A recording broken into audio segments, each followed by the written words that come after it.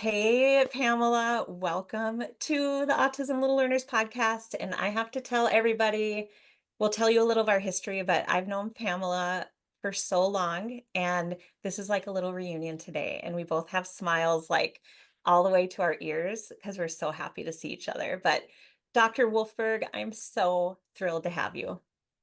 Well, thank you so much for inviting me. And you are like my all-time favorite person too. So I'm so glad to be reconnected. Oh, and you guys have to know, I can't even think of what year it was, but it was the early 2000s. I had attended a training, and back then we didn't have online training.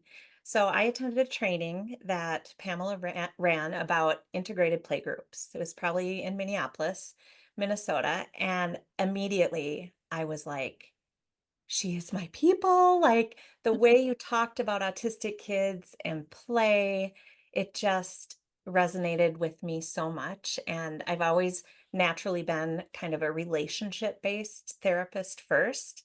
And I think that's why it resonated so much. So, can you tell us a little bit about who you are, your background, and all those kind of things? Um, my background in autism and play goes pretty far back. In fact, in the field of special education, it goes pretty far back. And I don't want to take you to my birth, but my mom was a huge influence on kind of where the direction I was taking in my professional life.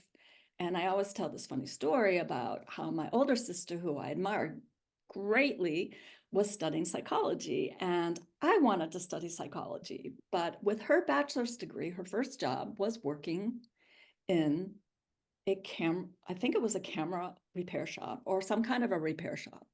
And my mom said, I don't think you want to be doing that. Maybe you should get into a field where you could, with your bachelor's degree, work right away. And special education was just beginning.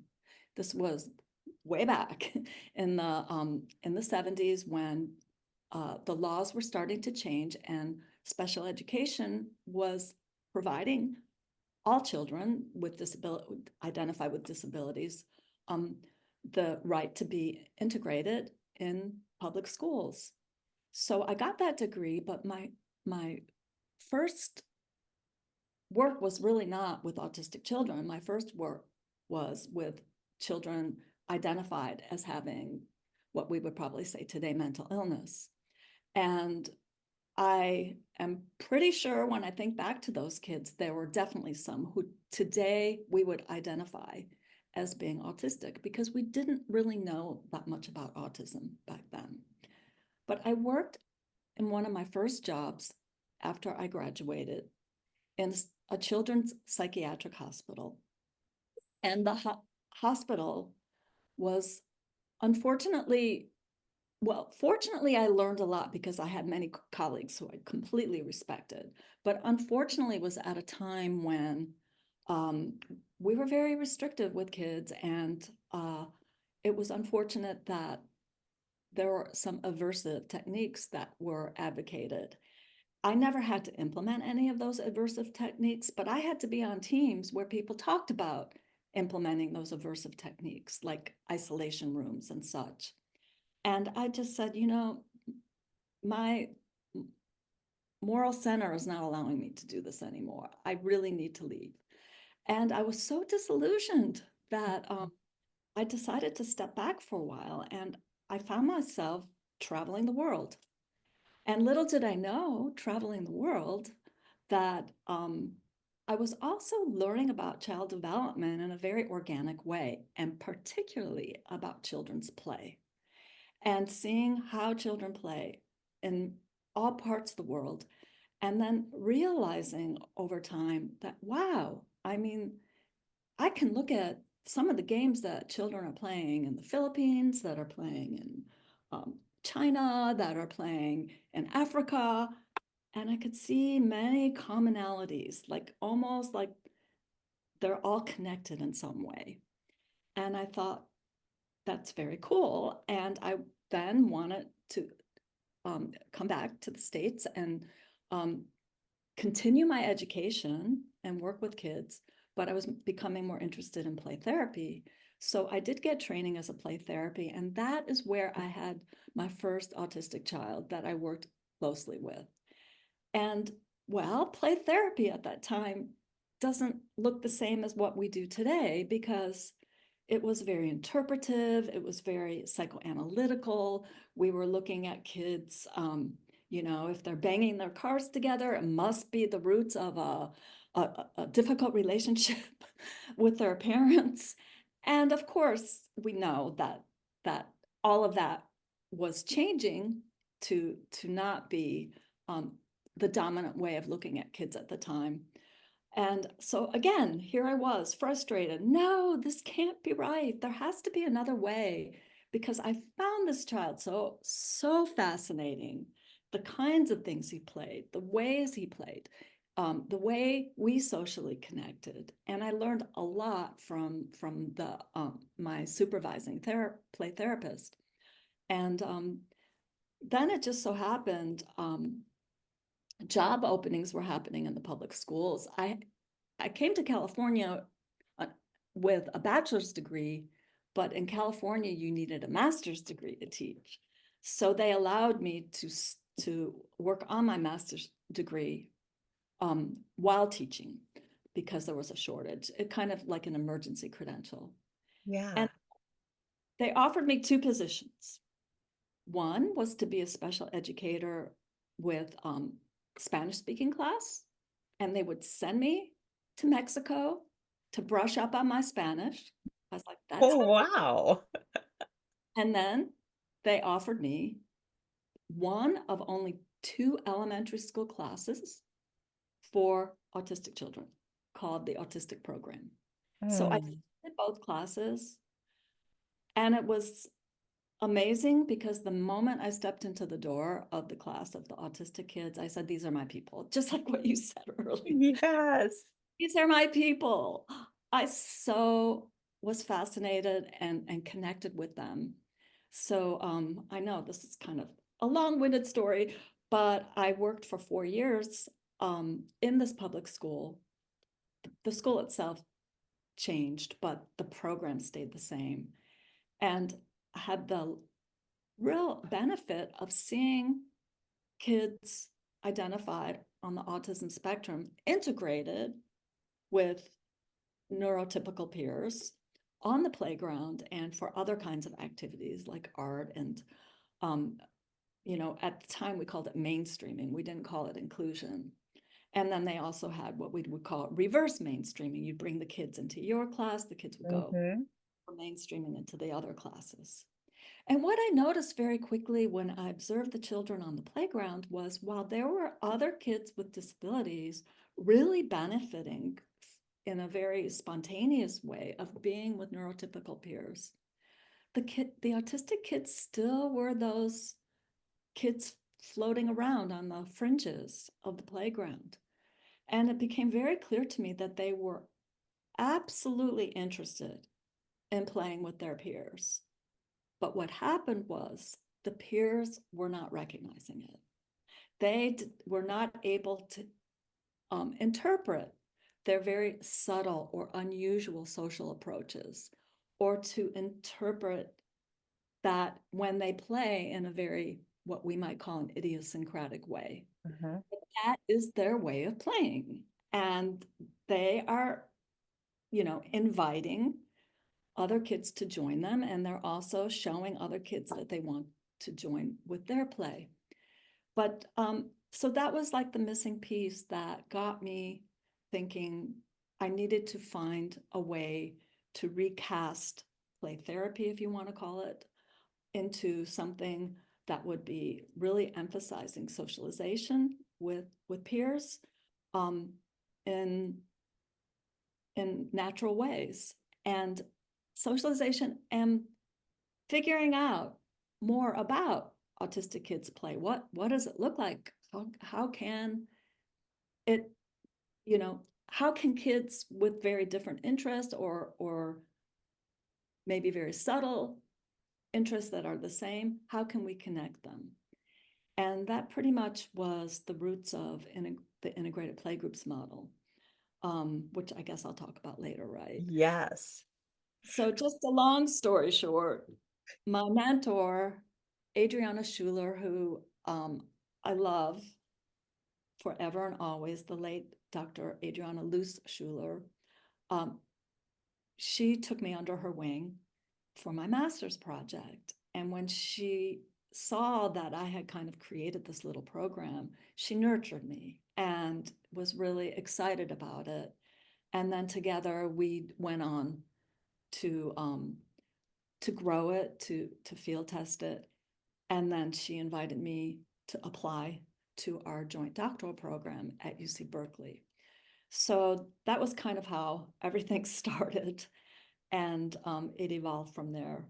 But I could not have done what, could not have accomplished any of this without her. And also another colleague, Therese O'Connor, who was very close to me in our first research project that we were able to get from the state of California. I'm sorry, the US Department of Education. Aw, I remember Therese. I got to meet her once. Oh my gosh, I Yeah. forgot.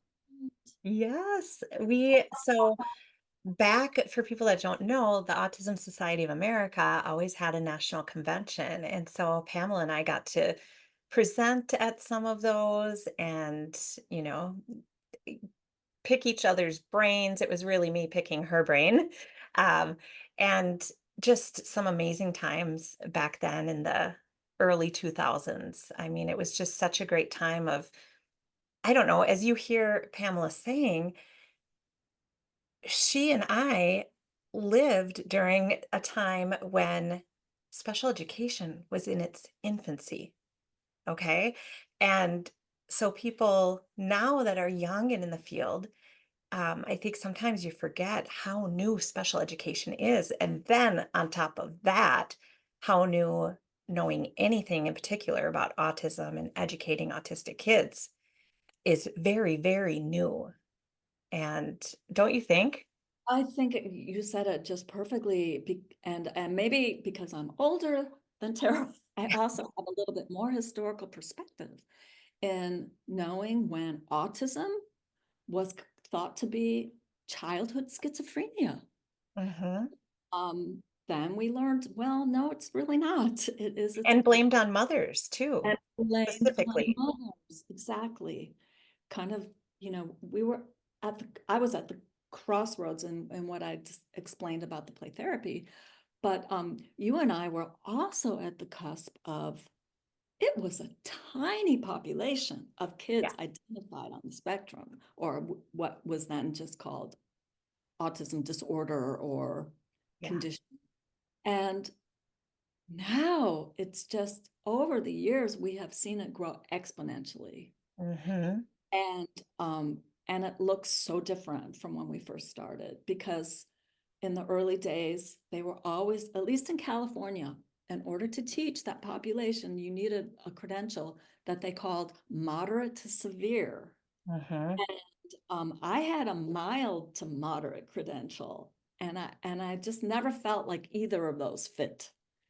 And we have seen this population definitely grow and be so much more diverse in terms of um, how we even look at autism. Yeah, yeah. And prior to hopping on and recording this episode, Dr. Wolfberg and I were also talking about just the changes we've seen in our careers on language. So at first, we would say autistic, and then it got to the point where it was like, nope, person first. You say with autism, and that was ingrained in me in college. And so when you see people out there, if you're listening to this and you say, I'm not sure what to say now because it changes. Yeah, it has changed over the years. And now with more and more autistic adults being able to tell us what they prefer, tell us about their experience, like what was really great and what was not great about their education. It's just a great time to be working in this field because you're more informed from lived experiences. Oh, you said that so beautifully, Tara, because that to me, if I could say the highlight of my career, well, I have a lot of highlights, meeting you, Yes. but one of the highlights of this field's evolution is so I, worked for many years as a professor and also as a faculty advisor for the joint doctoral program with UC Berkeley. And I have grown to be very close with doctoral students who identify as autistic and also parents who have kids who are autistic. Mhm. And to me, and not just through the doctoral program, but through my master's students, through so many more people just are comfortable disclosing that they have a diagnosis of autism or they identify as neurodivergent. And even in my own family, it's become kind of recognizable that we have a very neurodivergent um, members of the family. I guess that's not the right thing, but we have neurodivergent members of the family over the years that we can probably trace back in history even. And it's become so enlightening to me to learn from these people. Mhm. And they are the ones that transform me. I mean, I don't, uh, you know, early on it was, Adriana, Therese, then going through this period with wonderful colleagues like Tara and uh, many other people that I should be mentioning. And then in more recent years, just before my official retirement, was working with autistic students directly. Mm.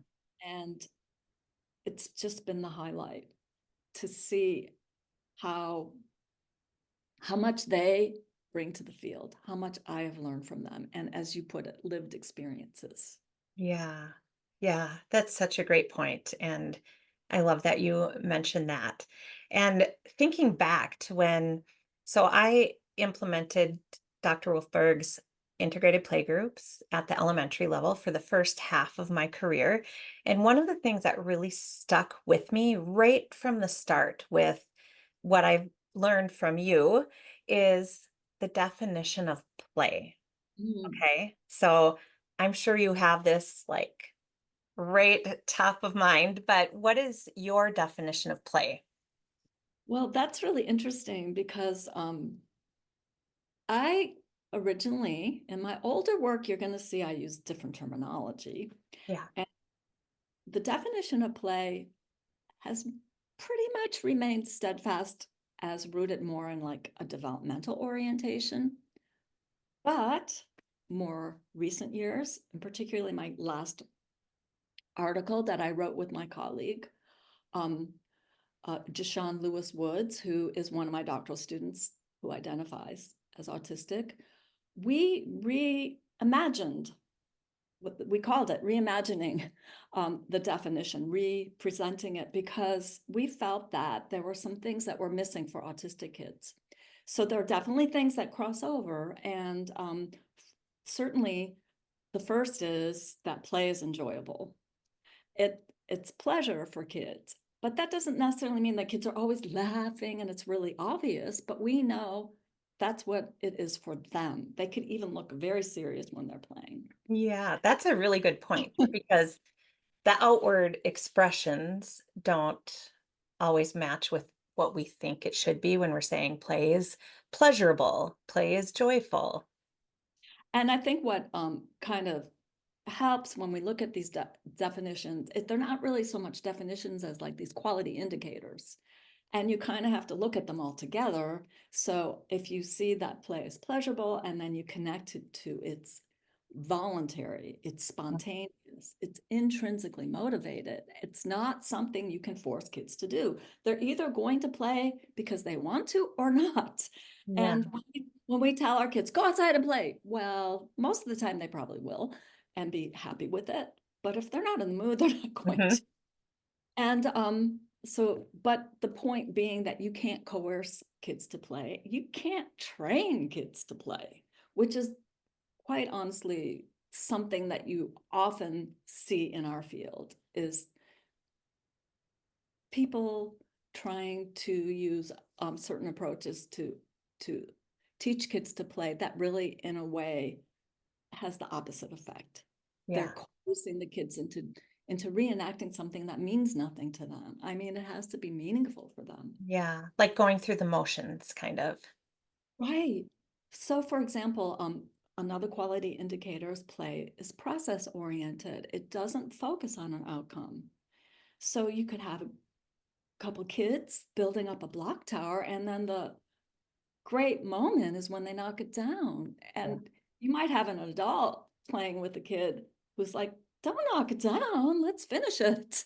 And that takes away from the spontaneity and the process of the play and the process of playing with someone or playing with objects or toys. Yeah. So those are some of the main ones that I think are very generally um, applied to both neurotypical kids and autistic kids. But then we get to two more quality indicators that are two places where I really had to kind of transform my thinking. One is that play is flexible and changing. Well, anybody who knows the kind of things that many autistic children are drawn to, it's not necessarily, it can be flexible and changing, but not necessarily. And it can be what Murray and her colleagues call monotropic. And monotropic is this intense focus on a special interest, an affinity, a fascination, whatever you want to call it. But it's, to me, it's when children can go into a deep state of play and be focused on one thing. And it may be social with someone else, but for the most part, it's often alone. And I don't think we've given autistic kids credit for that. Why Mm. should we say what, what some people might say, oh, they're stimming, they're perseverating, they're, Yes. you know, playing in atypical ways, when who's to say? We can't attach this idea of neurotypicality to the way autistic children play. I mean, that's been our big mistake. I Mhm. take, you know, not credit. I blame myself for not realizing that sooner. I wish I had. But, we were trained at a time when we were looking at what kids did as atypical, and the measuring stick being development from a neurotypical perspective. So one more area is that play has a non-literal orientation, or as if. And we often think about this in the idea of pretend, that you are able to entertain something that is not real and know the difference between what is real and not. And some autistic kids, no problem with that, but and are, I should say, attracted to that. Mhm. But many autistic kids are not. They are very fact-based. Their scenarios are what some people would call rigid, but the point is it's not. If it's their scenario and it's fact-based, and they have all these other quality indicators, because that's the key. They're having joy with it, it's Mhm. spontaneous, it's intrinsically motivated, it's process oriented, and it's even can be flexible or monotropic. That's when we have to say, yeah, we have to give credit to kids for both. So that's a very long Yeah, definition. no, but it's perfect because those are the exact things that have just stuck in my head for all these years. Play is pleasurable. Play is intrinsically motivated. All of those. And now when you bring in like the kind of newer ideas or concepts of, the monotropic piece, almost to me, it feels like that's a flow state, like if people get in a flow state, but a flow state for whatever the interest is. It could be in a play realm. But I hear from a lot of educators that, um, I think the thought still is out there like, oh, we've got to stop this so we can teach them this. And I'm all for gently introducing new play, like whether it's toy or like more social people play, introducing new things and just seeing if it's something they're interested in. And I wouldn't introduce something completely different, but if like we had this little girl who loved taking like two toy cars and banging them together. And so we introduced her by modeling, not making her do it. Um, had a visual to kind of help her process it, but just putting the car down the ramp. Did it a couple times, and she was laughing hysterically, like imagine a 3-year-old almost crying because 'cause they're laughing so hard. And it was like this introduced her to something that turned into another way to play with something she liked. So it's not like, "Oh, we've gotta get rid of the car banging." It's like, here's another thing or way to explore these cars that she likes. So it doesn't mean we just do nothing and, like, we're just skillfully, gently showing other options, and they might take to some and some are a no, and we respect that, and that's okay. But Yeah, and they I mean, become pleasurable. right, and I think that we can't just think, "Oh, we just throw a bunch of toys at kids," or, Yeah, expose them to one thing and that they're necessarily going to thrive in play. yeah, What you described to me too is kind of what we have seen over and over is the spontaneous ways in which children will imitate other kids playing.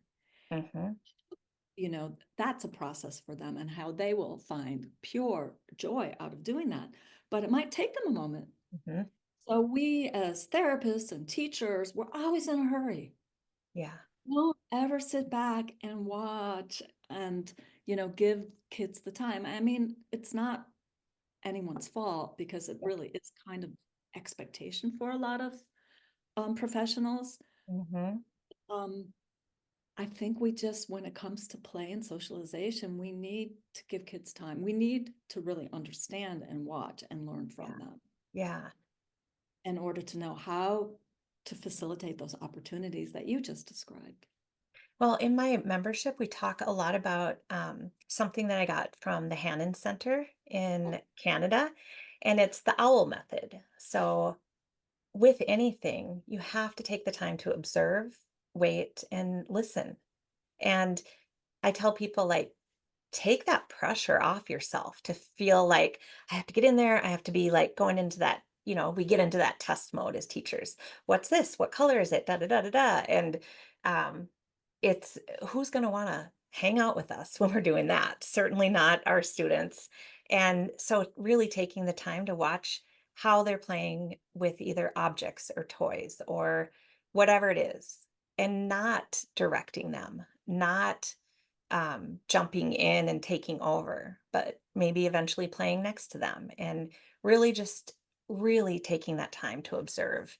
And I remember doing that with many years ago with the integrated playgroup model because you taught that then. And I'm so glad now it's starting to catch a little more that we need to be immerse ourselves in their world, their play world before we can even know what to do next. Right. And you came with the knowledge of being a speech and language pathologist and also child development background and teacher. So for you to observe, you were able to also be, analytical about, what's going on. And but at the same time, staying humble. We all have to stay humble as to what the kids can teach us. Yeah. And I should add, anyone can teach us, parents too. Like, what are they doing with their kids? Parents are so important um, in the learning for professionals. Mhm. But the observation is a really key piece of the integrated playgroups model. I know we haven't talked about that yet, Yeah. Well, but that let's do it. Let's I get into it. yeah. So should I just jump in or? Yeah, so you heard me talk about integrated playgroups a couple times, and this is this model that I'll just introduce it by saying, Dr. Wolfberg, it was way ahead of its time when we look back now at what you taught to me and other people.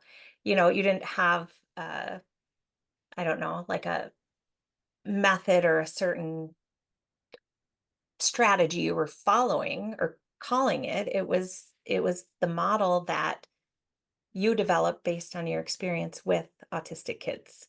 So, if you can explain what integrated playgroups are, I know there's a whole manual about it, you guys. So, in a Well, nutshell, right? yeah, that's great. So, I mean, it kind of like connects to where I kind of ended talking about the big influence of Adriana Schuler and my partner Therese, where, the interest was around me having an experimental playgroup. I mean, I basically, was looking at the challenges that were going on with integrating the kids, and I'm going to keep that word integrated there because um, we didn't use the word inclusion at the time, but basically it's the same thing. Mhm, But there were challenges, and the kids were not getting to reach their full potential. And when I say the kids, the autistic kids, just as much as the neurotypical kids, they were all missing out because neurotypical kids can learn from autistic kids is just as rich as what autistic kids can learn I from agree.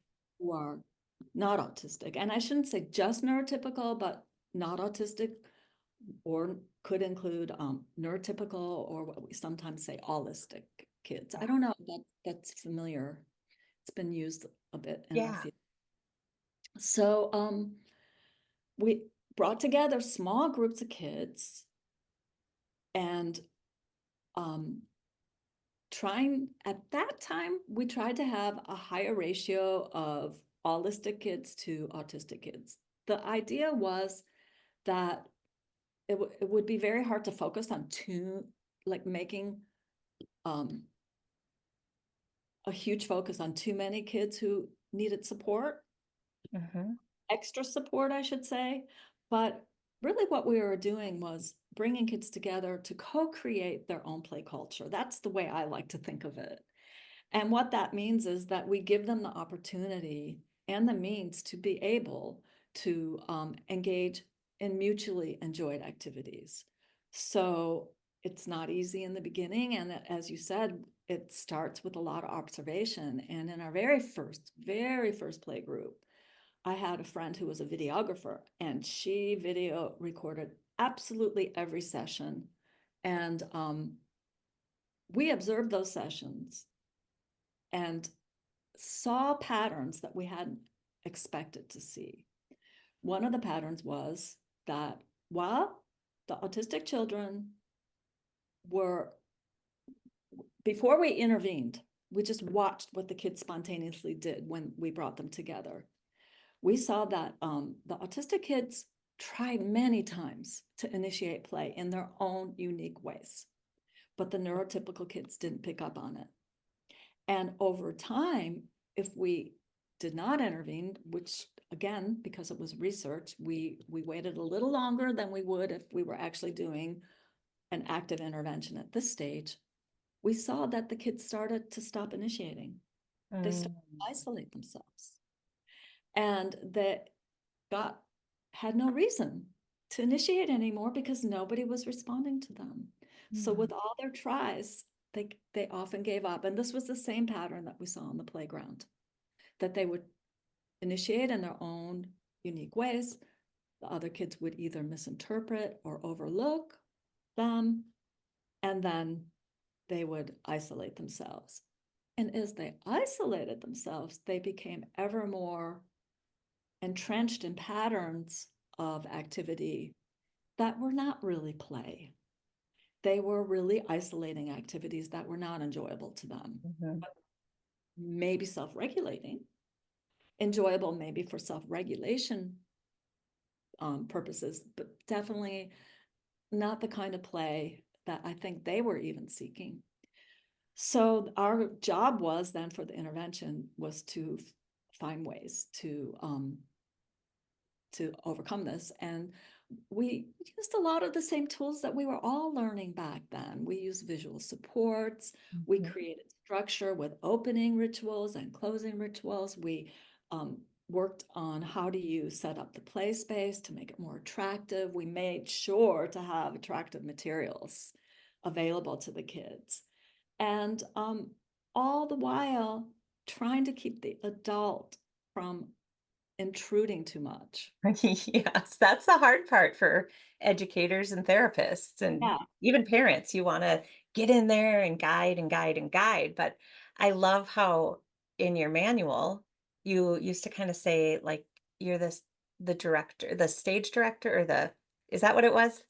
Well, we would call it scaffolding, and Yeah. at the most intensive level would be like a stage director. Yeah. So, and you are somebody who taught me that, Tara. Ultimate stage director. Oh my gosh, the videos of your kids, I crack up thinking about them now. But Me too. just setting everything up, building off of what the kids are initiating, right? Yeah. And then backing off. And Yeah. backing off, and then you become more like a coach on the sidelines, and sometimes they're just so into it they don't need you at all. Yeah. Yeah. And we always used to joke because we would say, "Oh, you don't want the principal to come in and see you doing nothing." Right. Pick up a notebook and start writing notes, I'm taking data. even though indeed doing nothing is probably the best thing that you can possibly do. Mhm. And like standing back and not entering again until kind of you see that they need it. So that's one aspect of integrated playgroups. Designing the space is another. And then we have like a lot of different strategies and tools for guiding social communication, for guiding play at what we call children's within their zone of proximal development. So not pushing them too far, too Yeah. fast, trying to push them to see where they are at and where they are going, and then to nudge them to go in that direction. Yeah. Um, I'm trying to think if I'm missing something else.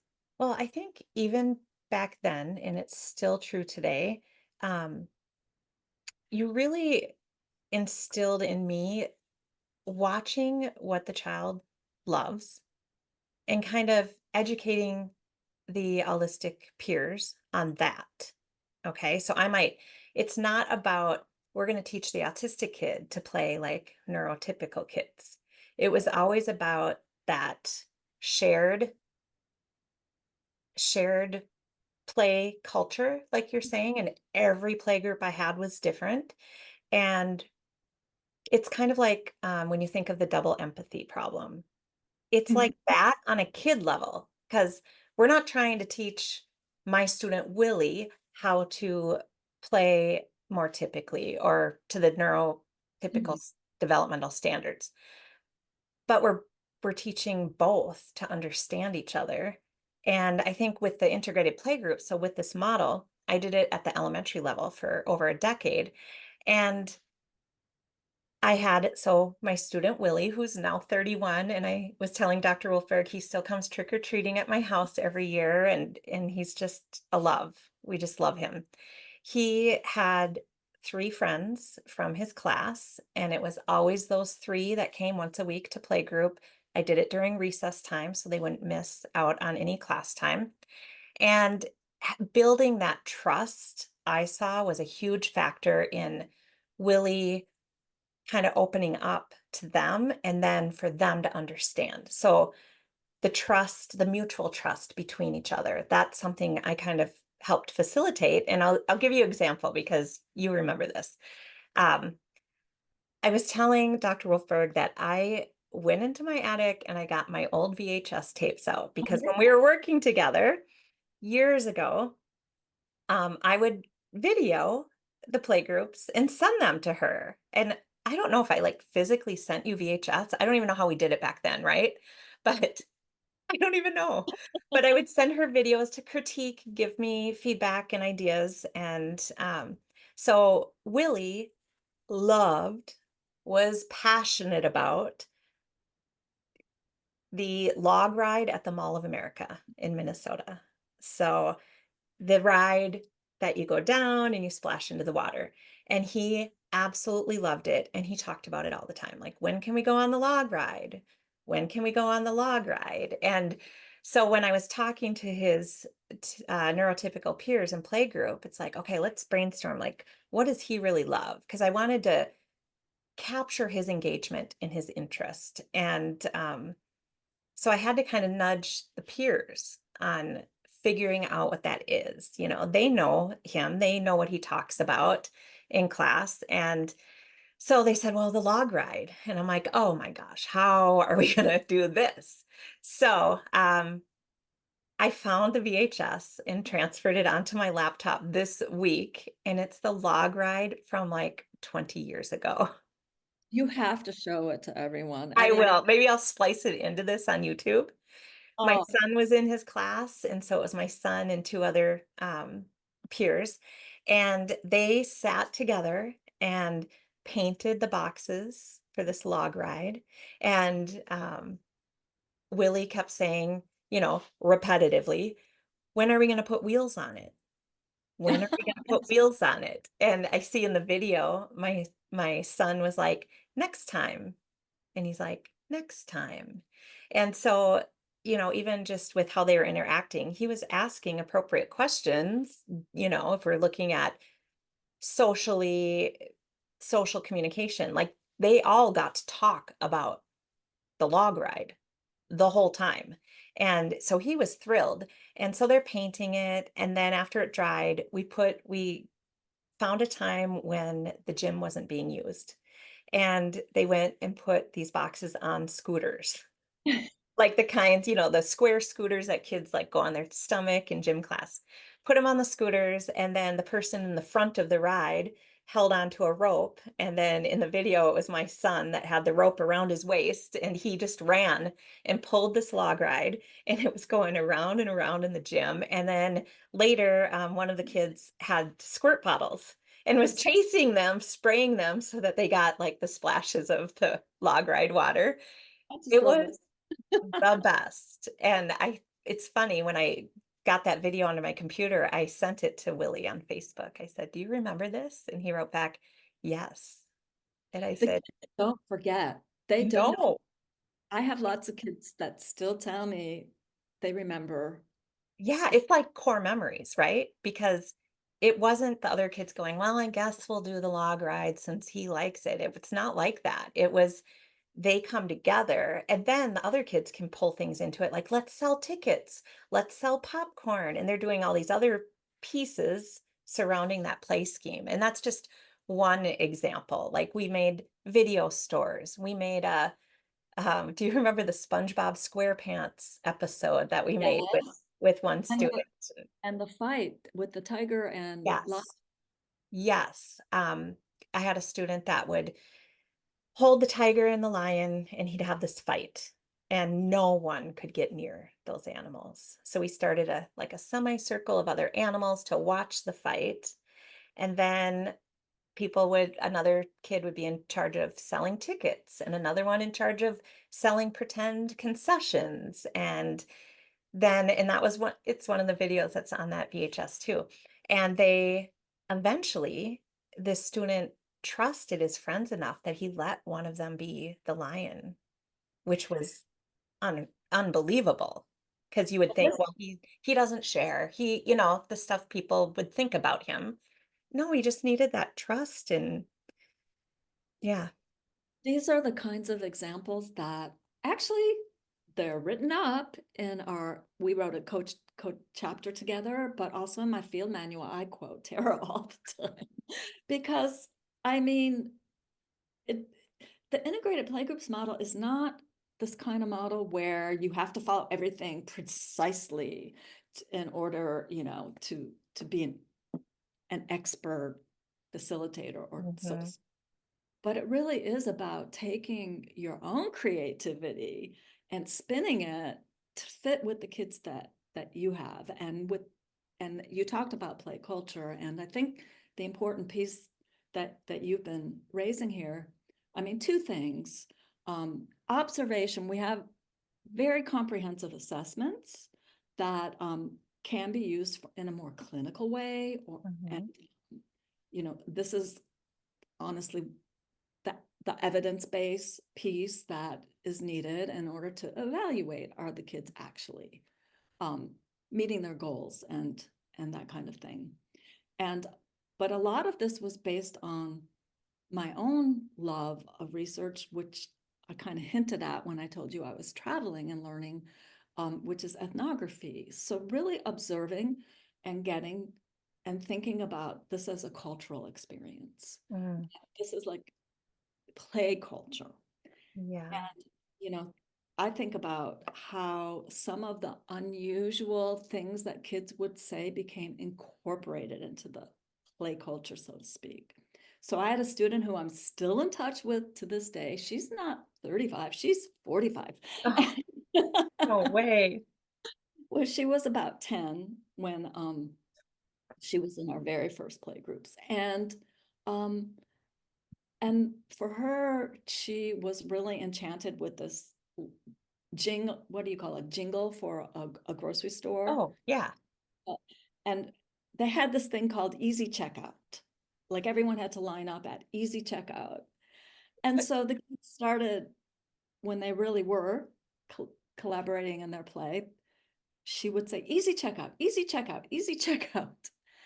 And eventually everybody say, okay, guys, it's time for easy checkout. You heard. Oh, And this is where you think about play culture when I mentioned that you see these commonalities around the world. Well, these are folk traditions that are passed on from one generation to the next. And I've seen that happen because of what um, I have shared in my training, including Tara's video of that animal fight, which was one of my favorite things to share. Um, and I've seen people apply it to other scenarios. oh, And and they learned it from you, Tara, much more than they did from me, I think. But this is just kind of how I see the integrated playgroups model is it's very organic in a lot of ways. It's not, a lot of people say, well, is it behavioral? Is it developmental? And I would say, well, to a large extent, it's very what I would call socially constructive or more Vygotskian. yeah. It is kind of these same things, these same uh, elements that we've been talking about are kind of repeated about this idea of a collective of kids being reciprocal in in what he would call sharing expertise. At Hmm. one point, we referred to kids as novices and experts, and it came right from Vygotsky. And I quickly learned that that was misunderstood by many people. They thought that we were basically saying, "Oh, the autistic kids are not experts," and we would say, "Yes, they can absolutely be experts as well." So we don't use that terminology anymore, but it is what we like to see as distributed expertise. Everybody has something to give to the Yeah. other. And you can really see that in some of the examples. And maybe as I dig into my VHS tapes, which dates me, right? I saw a TikTok the other day with like NFL football players who are young, and they were showing them like a VHS tape, a cassette tape, and asking what they're called. And they didn't even know what they were called. And they showed them a floppy disk, and they're like, is that a CD? It's just hilarious. Um, but yeah, we were back in the VHS day, and there were video stores back then. And I remember one of my former students was just, oh, loved anything with a video store and movies. I mean, he could name every movie, who's in it, all of that. So his playgroup, we all together made a video store, and we took, back when we had boxes that our checks came in, we took those and they colored the covers and the backs, and it allowed his expertise to come out in the names of the movies and who was in it. We didn't have Google then to look it up, but he knew. And so, like, he contributed at a very high expertise level to that. And then together they created this video store, and some would come in and rent movies, and together, I only remember this from looking at the video that I saw this week. It was this conversation between them about if their store should have rated R movies in it or not. who could rent them. So it was really sweet because it did become their own. Now, if I would have said, okay, with this play group, we're going to play camping, it would have flopped. Like you can't go into it with your own idea of what they're going to play. Exactly. And also, I love your example too. And another one that I treasure that I also talk about in my training. See, I always share all of Tara's playgroup. Oh, Um, but the idea of his intense focus on videos and then the other students' intense focus on his little animals. When you see them alone, you would say, that's monotropism. They're experts in their own scenarios, their own characters, their own knowledge. mm-hmm. Um, and Murray, who talks about monotropism, also talked about the importance of trying to use as an opportunity for socially connecting. And that's where you start to see other aspects come into play, including flexibility. Yeah. Yeah. And it just comes naturally because, well, if you don't want to give up your toys, but you're going to be okay with it in this case, it becomes easier, ever easier Yeah. for kids to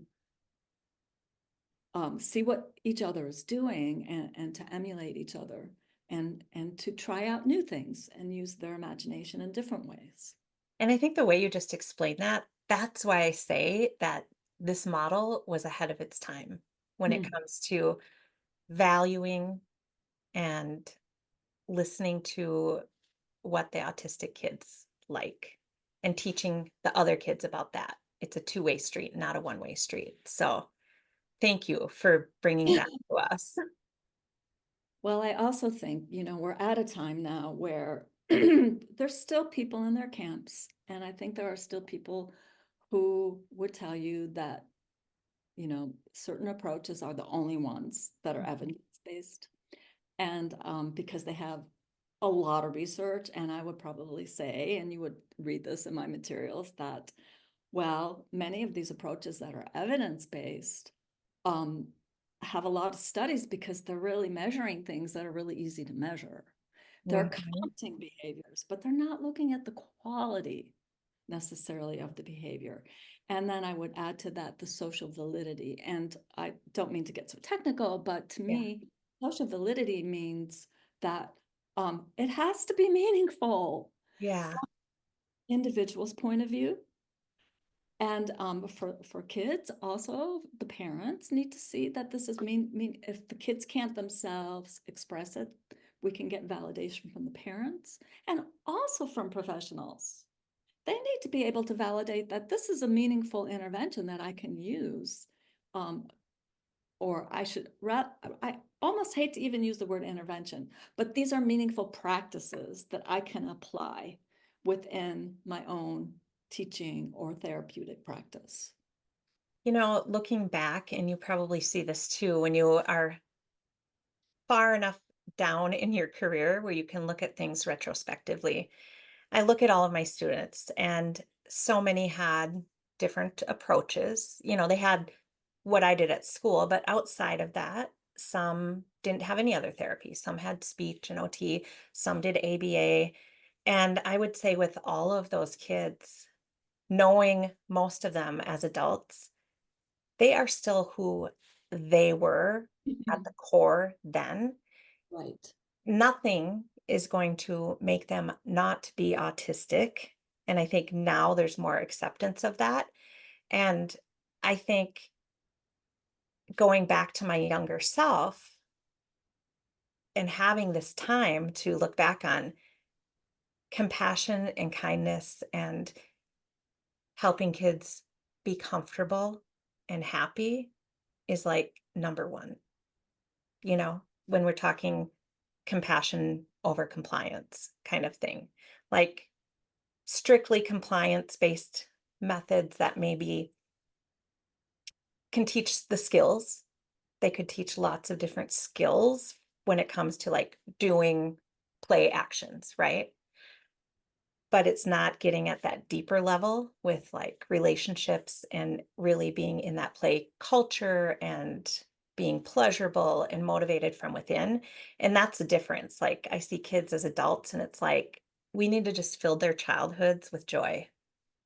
Yeah, and I think what you're saying too is that very often we and this is just a cultural phenomenon in general that we have our kids so busy Yeah. doing being in this activity or that.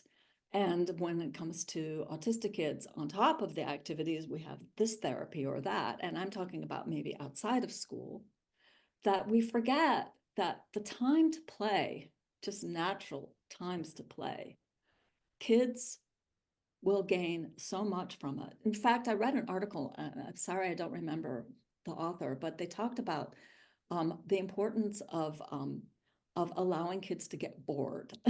But that's only bored from the adult's point of view. They think the kids are bored, but they're really not. If Yeah. they're bored, they're going to create, they're going to do something. And to let kids just be a little bit more free range. Yes.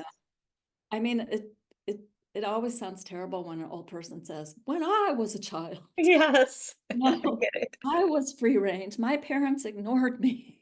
Yeah. They made us go outside and said, don't come back in. And I think that's what this article was basically saying too. It's okay to ignore your kids, but Yeah. not ignore them, but Yeah. in the way that we're talking about. Let them be kids. Let them try. Let them fail. I Mhm. mean, let let them play and try things out, but be there, to guide them when they do need you and when Yeah. it makes sense. And I think I've just seen too many kids who, never really had the opportunity to play. And that play was always what I would call work in sheep's clothing. And and there are certain, orientations in our field that are very much about Yeah. that are very much about compliance training, as you said. And that needs to change, I think. I I do think too.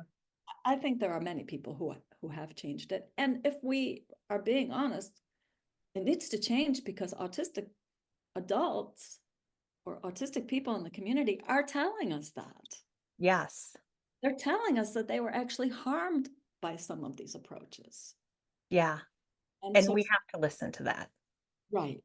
And so for me, the ultimate validation for integrated play groups is when I hear from autistic people that this makes sense to them, that this benefited them when they were kids, because Yeah. I'm hearing from kids who are now going to college. And um,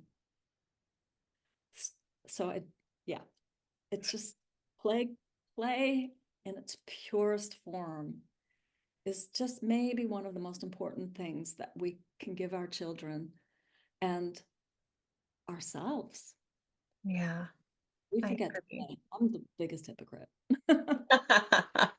I like to play, Yeah. but that's why I'm missing kids now that I'm in business. We were laughing because the teacher I used to co-teach with, we would say, well, we're in education and, our husbands are in business. That means they don't have to tell somebody when they have to use the bathroom. And in education, you do have to. So now that I'm running Autism Little Learners full time, I'm like, wait, I think this is business because I can pee whenever I want to. Except it's also play because look at all the creative things that you have made or that you It's are so sharing. fun. That's creativity is like the piece I love so much. And I would say play goes hand in hand with the arts, with Hmm. creative expression. And that was actually one thing I wanted to say while you were talking is that, social inclusion, play, and creative expression are fundamental human rights. Yeah. And we cannot deny those rights to children. And and I think that is probably the most important aspect of where I have gone in this field more recently. When I say recently, maybe the past decade or so has really focused on global outreach Mm, because, we can think about kids who are denied the right to play because, well, they're actually working in coal mines and, Hmm. other country. But our kids in this country, they're working Yeah. when being, you know, they're being overworked, and they will let you know that because they're we can see it with the stress, and a lot has been written about it by, Hmm.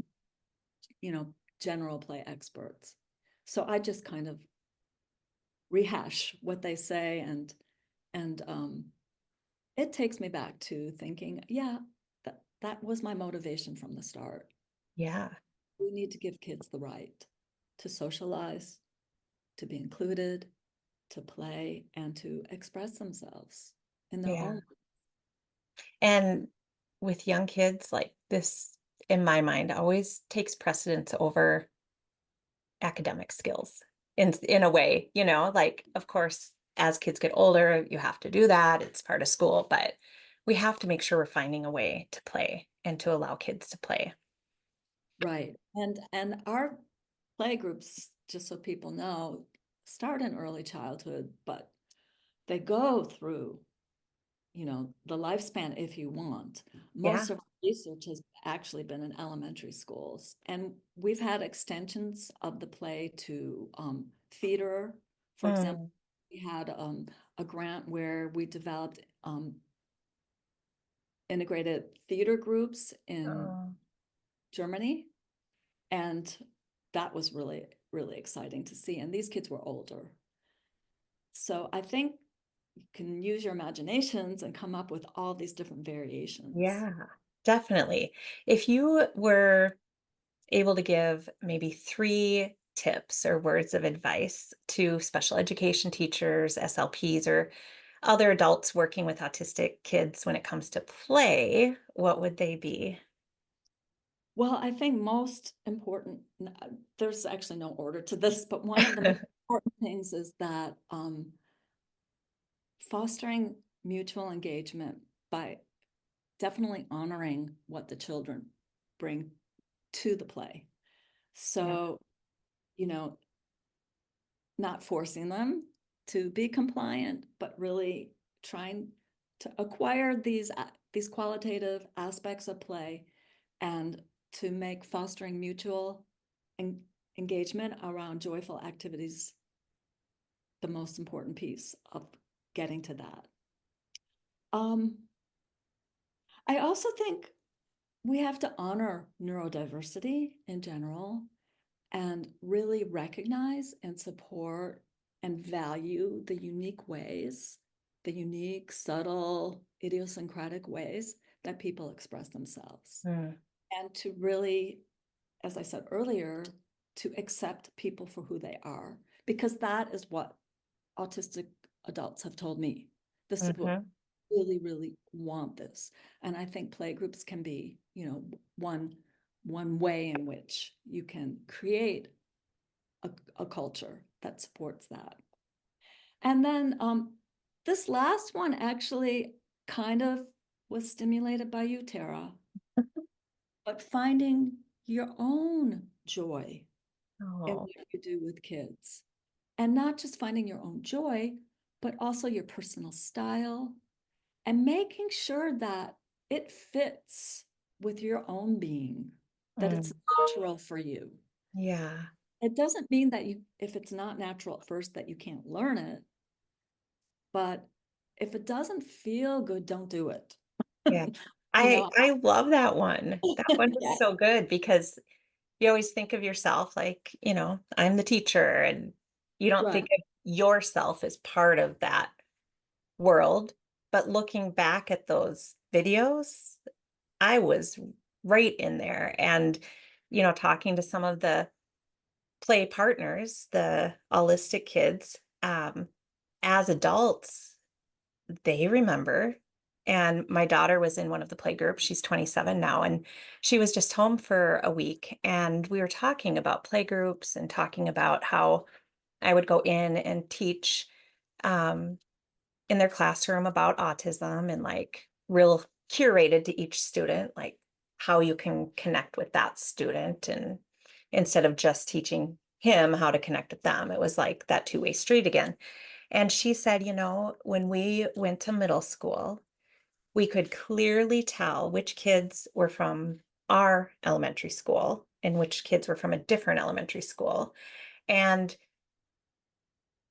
how playgroups are mutually beneficial because she said kids that weren't from our school who didn't have that background and training maybe would be bullying or pointing something out like look at what he's doing, and the students from our school would be like, oh hey, that's Willie, he's autistic and he likes da da da da da.